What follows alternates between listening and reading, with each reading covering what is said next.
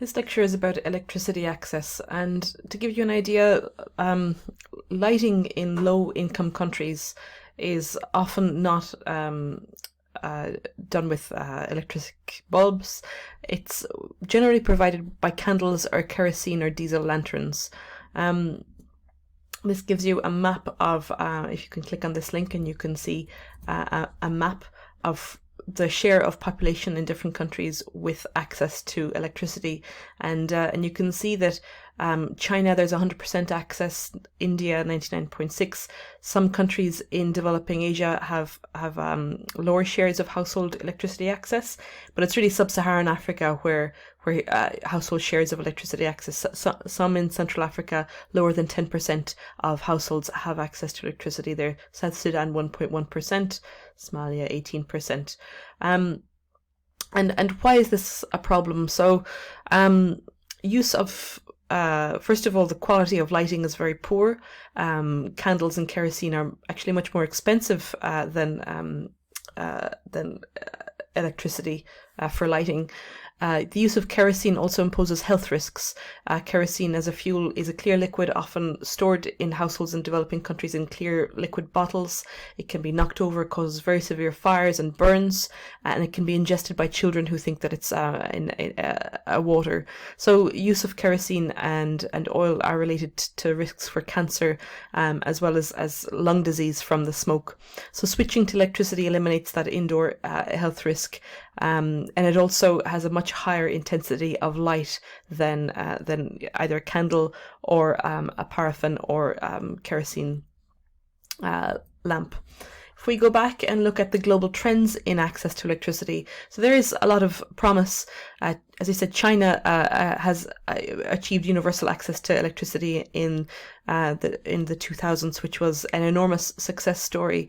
But still, and in general, the number of people without access to electricity has been declining very quickly in the 21st century, from about 1.7 billion people in 2000 to 1.1 billion in 2016, and as I said, around 700 million in 2019. But still, in sub-Saharan Africa, 43% of the population only have access to electricity. There's been some encouraging progress in the recent years, where the total number of people without access to electricity in sub-Saharan Africa has recently started to decline. And this is because of progress in some specific countries, in East Africa especially. And as a result, their electrification efforts outstripped population growth for the first time in sub-Saharan Africa in around 2012. But overall progress has been uneven, and in some countries there's almost no progress. And that means that by 2030, based on today's rates, there'll still be around 400 million people without access to electricity, mainly in sub-Saharan Africa. Today, about 89% of the population in developing countries in Asia have access to electricity. You can see here that the number of people without access in India has been declining very, very significantly. And in fact, they reached the target of bringing electricity, at least a connection to every household, in the last year or two, which was a huge sort of logistical success. There's still very significant issues with power outages, though, with many regions only having a few hours of electricity per day. China, as I said, reached universal access, and India has really been a huge success story. So 500 million people gained access to electricity since 2000 in India. If we look in more detail in India, you can see here the rural population without access and with access, and slowly the share of rural populations with access has been gaining ground. You can see that there's strong population growth in India, but electrification has really mattered an awful lot. Universal household electricity access was a central political commitment, and that's what really matters in terms of electricity access. It's a political commitment, one thing that has been very interesting in the last number of years is that historically about 99% of people have gained access with grid extension. And we'll talk about the difference between grid, off-grid, mini-grid. And coal has fueled much of the historical increase in electricity access, causing problems for air pollution and for climate change. But around 75% of new connections are fueled by renewables because of new sources of electricity in India. Now, so electricity, as I said, can be provided by a number of different means. So the electricity access is provided to a household is defined as on-grid if it's provided through this central connection to a local network, and this is how we all know our own electricity access. So there's some power plant generates electricity, a transformer steps up the voltage to long distance transmission lines, neighborhood transformers step down the voltage to distribution lines, and then we're all sort of connected to this electricity system. So the electrons that come into my house are sort of are coming from the centralized electricity grid. And these grids typically draw their power from large centralized power plants like coal, natural gas, or hydro, or increasingly from distributed generation, which can come here at the distribution level, like solar PV or biogas units, which are connected to the low voltage levels. So new power generation capacity, if you're going to connect more households to the grid, you need to generate new electricity through these plants. Investment in developing transmission and distribution networks, these is the wires, the poles that get electricity to our houses, generally is most cost effective when they're built to serve a high density of energy demand. So what that means is that there's a high number of people living together in a town or village, and that they have a high demand for electricity, or that there's industry and services which demand electricity. Also, the proximity of households to the distribution system reduces the cost of extending the grid relative to other alternatives. So whereas if you have a village or a town which is sparsely populated, has a low electricity demand, and has complex terrain and far away from the existing grid, there are many financial institutional hurdles which mean that grid extension is much less attractive than the alternatives when there are alternatives available. So these basically these require on economies of scale. So the lower the cost when they're closer to the grid, greater housing density and greater electricity consumption, with anchor loads, for example, from industry, mines, agriculture, or telecommunications towers. A second option for developing countries is increasingly coming in the form of what's called as a mini-grid. A mini-grid is a localized power network where, without infrastructure to transmit the electricity beyond the local service area. So it generally provides electricity at a higher cost than the main transmission and distribution network system, the on-grid electricity access, and they rely on small modular generation. So here's, for example, is a PV plant, or it can also be, say, hydro or wind. Here's a diesel generator to back up when the wind isn't blowing or the sun isn't shining, and here are batteries which can stabilize power, store power overnight, for example. And then there's a smaller, lower voltage distribution system in the village that can be even panels individually, and it can provide lighting, televisions, and so on. One thing about these is that they can be scaled up with rising demand. So if there's population grows or people want more appliances, you can add more supply, and that can be made compatible with the main transmission and distribution system at a cost. So you can say, okay, the government says that the grid will come here in 5-10 years, so we can make this distribution system compatible with the national one, and so that this can at a future date be made in a way to be compatible with the main grid.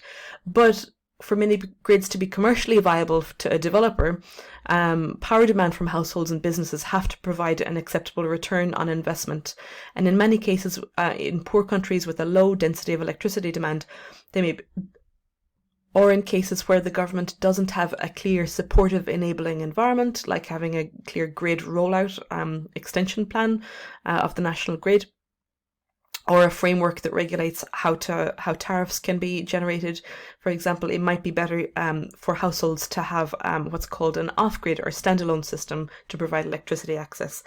And these standalone systems, they serve one building and they're not connected to any grid. So this is typically now in the form of a solar panel on the roof. The market has been dominated by diesel generators, so you can generate electricity by just having a diesel or even petrol generator. But solar home systems, SHS, are becoming very popular. So these are most cost effective in sparsely populated areas far from the existing network, where people have a low income and low ability to pay for an infrastructure like a mini grid. And in many countries, the kind of national infrastructure and institutions aren't reliable enough to provide that sort of enabling environment to allow a mini grid operator to come in, but an individual house can buy the solar home system and operate by themselves. Again, they can be scaled up as power demand grows. You can buy one solar panel, and then, when you've got that paid back, you can buy a second one. But the upfront cost is a critical barrier for many households. But this pay-as-you-go solar is this very interesting new paradigm which is becoming successful, and that is based on daily mobile payments. And that relies on the fact that it's very interesting that there's actually, in many countries, more mobile phones than electricity access points. So people have access to telecommunications and mobile phones in some ways more than electricity in some developing countries. And there's in a lot of countries this new innovation called mobile banking, where essentially your sort of income is tied to your mobile account, and you can make payments with your phone, so you don't rely on cash. It's like a simple credit card, and you can also basically get a solar home system which relies on this pay-as-you-go concept, much like your mobile phone, and the solar panel has a SIM card, and you make daily payments which can be as low as 50 cents a day to pay back your solar home system over a matter of maybe 2 to 5 years, depending on how fast that is. That relies very much on efficient equipment, because efficient equipment like very efficient light bulbs, efficient TV, and even they're getting into fridges and things like that. The more efficient the end use equipment, the smaller the solar panel can be, and therefore the smaller the solar panel can be, and the smaller the cost. So these the sort of success of these solar home systems is contingent on the falling cost of solar, which is being very extreme, the falling cost of efficient appliances, and these mobile banking systems. It's a very interesting and new viable form of electricity access. There's this other sort of field that we call Pico Solar, and these would be like individual appliances attached to something like a solar panel. So like a very small, like a less than 5 watt solar panel for mobile battery charging, powering an LED light. And they're catching on very rapidly. So you see these development organizations giving these out, and they're becoming popular. They can improve life for households significantly because they provide a very small level of access, and the sort of the overall cost of these things in terms of giving people light is actually becomes less than what they pay for electricity anyway. So a household can pay a substantial amount of its income on just candles, on charging their mobile phones at a village kiosk, and so on. And if you count them as part of off-grid sales, they account for almost all of total off-grid sales. There are many challenges and barriers for decentralized systems, and the first one there is affordability. And basically, often these decentralized systems are very expensive on a per kilowatt hour basis. And by decentralized there, I mean off-grid and mini-grid options. They're more expensive than buying electricity from the grid like you and I do. And that upfront cost is a great barrier for households which are in the poorest category. And even when the overall cost is less than the daily payments for kerosene, because a lot of households just don't have savings or the access to credit in order to pay this upfront cost. So that new pay-as-you-go business model is tackling that sort of that financial or that upfront cost barrier. Targeted subsidies, and a lot of development organizations are also addressing this by giving low-cost financing. Technical maintenance and management challenges are also very significant, and you might not have just the technical know-how in villages and communities to be able to install these systems and to maintain and operate these systems. So that requires training, capacity building in communities. And finally, it's often a risky investment for private companies. So if you're relying on private industry to come in and try to make a profit from providing electricity, these investments can be very risky if they're in countries with a poor enabling environment. So it's very important for governments to de-risk those investments by guaranteeing revenue, giving this stable regulation environment, and making clear grid expansion plans. But despite all these barriers, there's been an acceleration in the number of people gaining access with decentralized renewables. Here, between 2000 and 2012, around 62 million people gained electricity access per year across the world, across Asia and Africa and Latin America. A lot of that was with coal, gas, some with oil, and then a smaller amount from renewables like hydro, and a very small amount from decentralized renewables like off-grid and mini-grid solar. But since between 2012 and 2015, first of all, the number gaining access is accelerating, and also the diversity of fuels is accelerating as well. So you're seeing a lot more gaining access with solar PV. That's centralized solar PV, but also decentralized, mainly solar PV as well. And here you have, for example, geothermal in East Africa coming through. So it's electricity access is both accelerating and increasingly coming from renewable sources. And in the future as well, so here's the sort of population gaining access by source, 45% with coal, 19% with gas, and 30% with renewables. That renewables there is mainly, as I said, hydro and geothermal. In the future, what the modelling suggests is that all fuels will still be important. So coal will still provide a lot of the electricity access. And again, coal, gas, that's centralized generation. That's building coal power plants in order to generate this. It's renewables really that will transform the electricity access landscape. So the new report by the International Energy Agency this week, the WEO 2020, suggests that solar PV is becoming the cheapest electricity ever in human history. So it's really incredible, and it's not just providing sort of cheap electricity, renewable electricity, it's also providing this new electricity access landscape to give people the first electricity for the first time. And we see that here with the grid, renewables will still provide a lot, but it's really decentralized renewables that looks like most people will gain access with in the future. And so, but even in the future, under existing trends, Sub-Saharan Africa will largely remain in the dark by 2030 unless commitments are kept to deliver universal access to around 500-600 million people who will still be without access by 2030 on current trends. And that means that livelihoods will be sort of limited. Communications will be difficult. There won't be the basic power to produce goods or improve agricultural yields. And that's why we generated this scenario called the Energy for All case, and we kind of mapped where actual populations should be. And this is what the night lights picture should be in sub-Saharan Africa if you give electricity to every man, woman and child. So we did this detailed geospatial modelling to look at that intersection between distance to the existing grid, policy commitments, the falling cost of renewables, and the generation mix within every country to look at what the optimal universal access mix would be. And you can see that to provide that additional electricity access to the 600 million people, the lion's share do so with off-grid access. So you get grid extension for about 150 million additional people, with hydro actually being the most cost-effective power generation source for most people, but decentralized solutions, mainly solar PV, is the most cost-effective for many in rural areas. An additional $26 billion per year is needed in electricity generation and grids, and that is expensive. That's on top of $24 billion per year that is projected will be spent. So it's more than double the amount that is needed. And all of that almost all of that is needed in rural areas in sub-Saharan Africa, where we project most people will be left behind.